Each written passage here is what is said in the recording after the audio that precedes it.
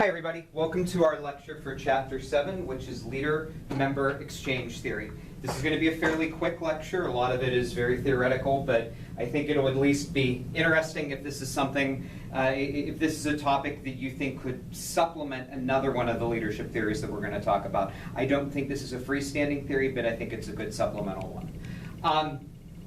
After this, we get into general approaches to leadership. They're going to be more simplistic, more easy to follow, and they're going to be kind of the no-brainers, I think. This is interesting because it really looks at how people decide who they want to surround themselves with. I see the advantages of this, and I'm sure some of you will too, but it's this notion of the circle of trust and the fact that you can't break through that circle of trust if you're an outsider. And some of you know from your experiences how difficult and how challenging that can be. I know it, you know it, and we pretend sometimes that it doesn't exist, but we all know that it is there. And that's why I say to deny whether or not this exists in the workplace would be absolutely crazy, because it does exist. It's just a matter of accepting it for what it is and knowing that some work environments are going to be like it. So, because leaders don't have time to get to know everybody, they have a small group of followers. Special certain set of people that is essentially the in crowd. These are the people that are going to be the ones that they ask for all of their support, all of their help, and all of their guidance, and they're their trusted people. They get more of the leader's attention, and they more or less get special privileges as well. Once somebody becomes a leader in the first pretty much 90 days of their leadership position, it's kind of determined whether or not they're going to be part of the in crowd or part of the out crowd.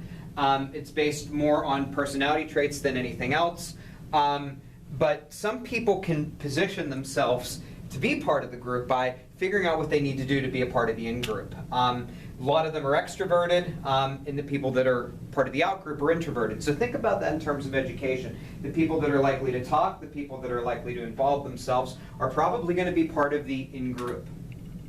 So the in-group members are close to the leader in their attitude or personality, or they make it seem like they are. They obviously have more of the leader's attention and get what they want.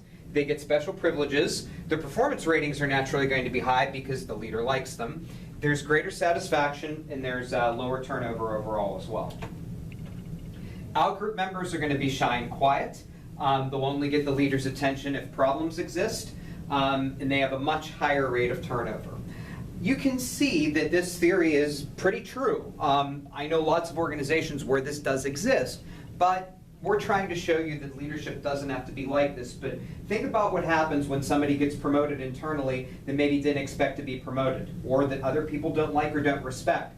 Sometimes they get put in a position where they have to determine who the people that are going to support them are, or who the people that aren't going to support them are.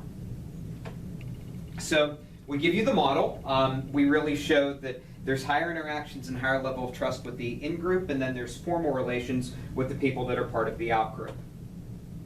So leaders have these relationships that do both. They're reciprocal. In this model, it's going to add to the subordinates, and it's also going to add to the leader. It's going to be mutually beneficial, and it's going to be reciprocal influence. So in education, most of the time, consistently, it's people who have the same certification area as the principal. So if the principal was a former social studies teacher and became a principal, they're going to likely gel with the social studies teachers that are similar to them. People that are certified as principals naturally stick together as well. People that have the same hobbies and interests naturally stick together. People that are the same gender, and people who have the same or less amount of experience as well. So these are all potential considerations when you're looking at the difference between what makes somebody part of the in-group and part of the out-group. So special privileges come along with the territory. People from the in-group get the important information first, and they do get special privileges. I ask all of you to think about the people in your educational setting that get special privileges. And once again, as I keep saying, to deny the existence of whether or not this does happen in education would be utterly foolish of any of you. What kind of privileges do they get? A lot of times they'll get better students. They'll get less discipline problem students. They'll get more perkier schedules. They don't want to have their planning period in the morning and roll in late. That tends to happen as well. So that's another consideration. So, I'll give you another diagram. I mean, essentially I'm showing you the same thing over and over again. There's really not much extra with this theory. It's why this is the only chapter, I believe, that I actually combine. Now, at the end of the term, I'll start combining a couple of really quickies, but it's the only chapter that I'm really doing 2 lectures at once. I mean, and I'm really doing it because in-group and out-group, it's common sense, but it does exist. I think this works good in combination with other theories. So later studies on LMX theory found that this actually does give you more attention and support, greater participation, faster career progress, better organizational commitment because you're part of the people that they want leading the organization. You're going to get promoted more frequently, and obviously you're going to have higher performance evaluations. So it still exists. One of the things that has been particularly interesting is that it has started to branch out into international domains. People from the same culture, same racial background, same racial makeup, that has tended to increase their involvement as well, and they're likely to be promoted as well. Some of the other stuff on LMX has been tied to turnover, job performance, and organizational citizenship. I'll be honest with you, the stuff that I have been looking at related to LMX for succession planning is all based on job satisfaction. People that are part of the in-group tend to be the ones that want to be principals and want to be promoted. And people that aren't, they tend to leave the district and go somewhere else. I haven't done anything with organizational citizenship with it, but I get how it relates to job satisfaction. But the more happy somebody is, the more involved they are, the better the overall performance of the staff. So if you have somebody that's dynamic and engages you, you can probably stay in your position and you can stay happy for a long amount of time. If you don't, that's the more likelihood that you're probably going to leave. You want people that are going to value you as a person, who are going to believe in you as a person, but you also want people that are going to support you as well. And part of that is being part of that in-group.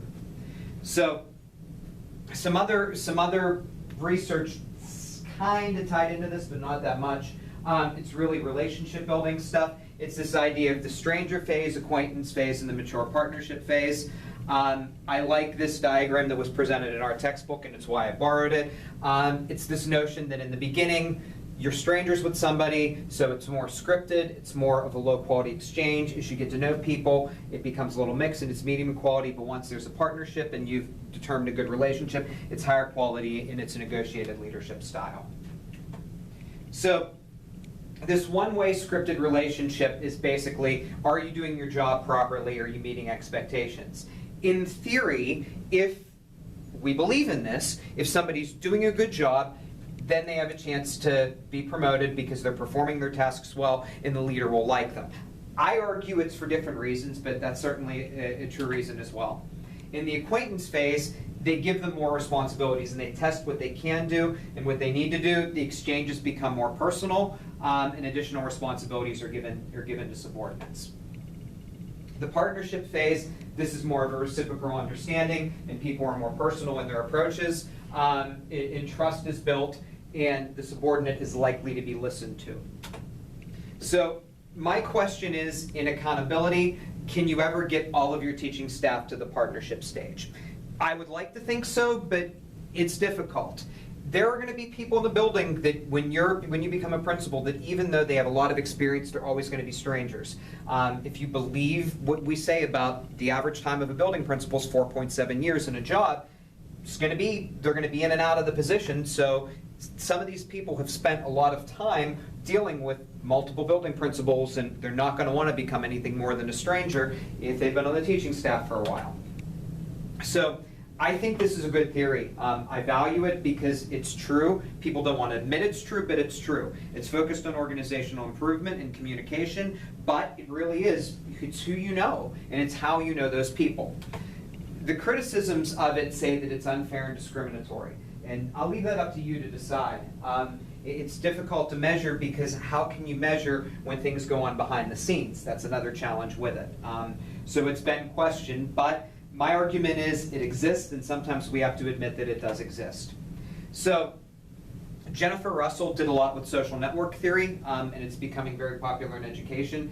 And I think that relates well with this. And when I say social network theory, I mean the ability of people to talk to each other, not to be on social networks. It's a changing and dynamic theory, and it really shows the importance of building those relationships. So that's it. The next chapter we're going to look at, we're going to start popular theories that you've heard of a lot before, but the next one is probably the most famous one that you've all seen, and that's transformational leadership. If you have any questions, as always, let me know. This was a quick chapter, and I know it was a quick chapter, but it was for the reasons that this is pretty simple stuff. So thank you very much, and look forward to the next video.